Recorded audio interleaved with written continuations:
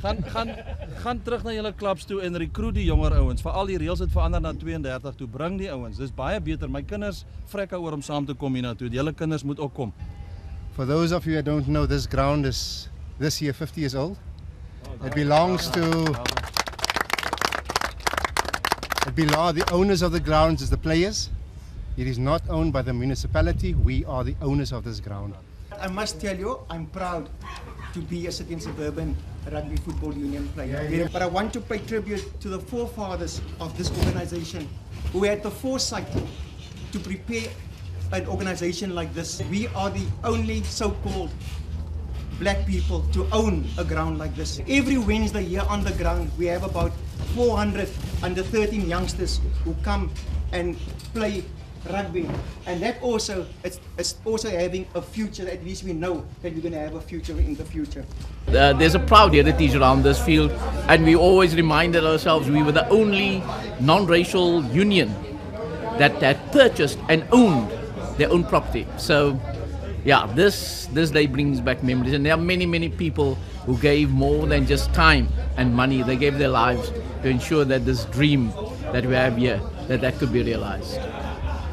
First of all, it's our anniversary, our 50th anniversary, which is a huge achievement, I think, for this organization, especially 50 and the way the global economy is.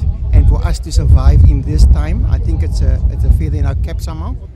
Well, way back, in the old days, and let's say in the old South Africa, our, City and Suburban, we are well known throughout the country. We are our officials at that time, and our forefathers always had a foresight of what's going to happen in the future. We played a big role within South African rugby at that time, but at least they had the foresight to look at our future. And proud to be here, to be able to commemorate what our forefathers' dreams were in a time of hardship, that they could collect pennies and then being kicked out from the original ground and come here and provide us a unique situation in this country that we find ourselves, that we can be proud that we own a ground as people that was disadvantaged. City Park is a wonderful feeling to be back here, to see some of my old friends. I think that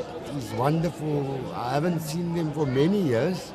Makes one feel good that they are still around and still enjoying the game, and they're still healthy. I actually played here as a youngster, my first game for Primroses many years ago, my first game on this very field here. So I've got fond memories of playing here. No, it's great to have the rugby in the community, but lots of mistakes both sides. It's no problem to pull it through. Yeah, good 3 wins.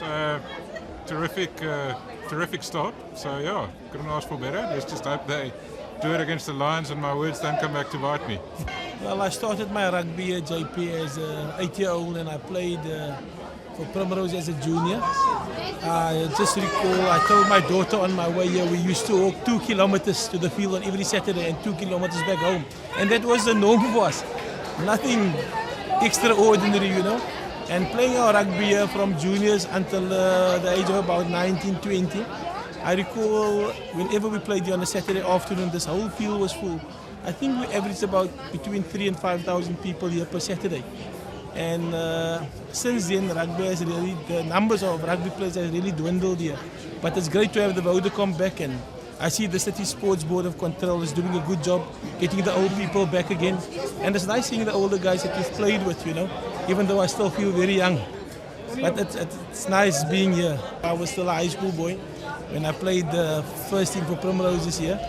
And it's something that will stick in your memory for as long as you remember rugby.